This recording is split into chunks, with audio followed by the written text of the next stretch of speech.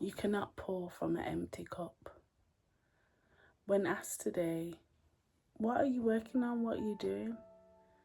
And I was so honest in my answer because I was like, I'm in a space where I'm pouring into myself. I love community, I love people, but I can't pour from an empty space. I've got to be able to pour from abundance and still have things left for myself. So it's okay to be selfish. It's okay to put yourself first. Like, it's okay for you to be the project, you know. That's what I'm coming to learn, that we think that we gain success and achievement as long as we're serving others. But what happens when, in service to others, you forget yourself? And what am I serving others if I'm not filling up my own cup? Am I serving others what I wish people would do for me?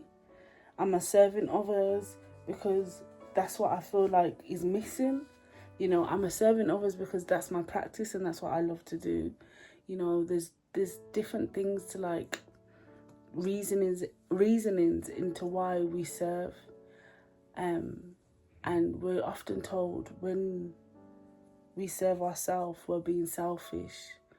And the reality is that for me to know my discipline as an artist, to know my work as an artist, to know what brings me joy as an artist, I first have to explore that. I have to serve that. I have to sit with myself and listen to what comes up and what's being asked of me, you know. And when I've explored that and established that, then I can feel equipped and skilled to give back. You know, I've been of service, but I'm in a period and I'm in a season where I need to serve myself. You know, I need to fill up my own cup. I need to nourish me. I need to weed out. I need to plant new seeds. You know, I need to transform in a way that what this sacred rage has revealed to me, and plant it in a way where it's like, okay, this is the new version of me.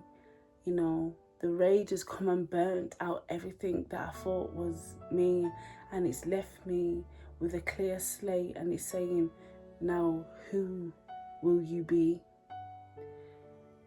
And you have to honor that voice within where it says, now look out for you. Because what sense does it make? Like, I've got so many ideas and I'm like, but what sense does it make to put on these projects and I don't feel full, you know? And I'm like scrounging for like funding or, you know, asking people to do things in kind. Why am I killing myself to put on projects when I need to fulfill myself as a project? Right? And I know people would argue and say, you know, in being of service to others, that's how you serve yourself. But this project feels different. This project's like, how are you gonna see yourself now? From the place that you are now, how do you exist now? Who are you now? You know, and really being clear about that. Yeah, so when the next season comes and I'm ready to serve, I'm serving from a place that's whole, beautiful, clear, and I've really got some substance and offerings to give back that people are going to be like, yeah, this is lived, this is embodied, this is, you know, she's breathed this. Yeah, and it's listening to that divine guidance and that inner compass and guidance, you know, more importantly than anything else. And I know that the way will be showed for me because I'm just listening, and this is where I'm at. So yeah, day 7, And I love my channel of moments of reflection, and I hope it inspires you to reflect, to journal, to voice note, to express anything that you may be feeling. You don't necessarily have to share it with others, but make sure anything that you feel, you get it out and you allow yourself to flow from the inside out, because the answers are within us. You just have to be still enough to hear them, and also then ask the right questions.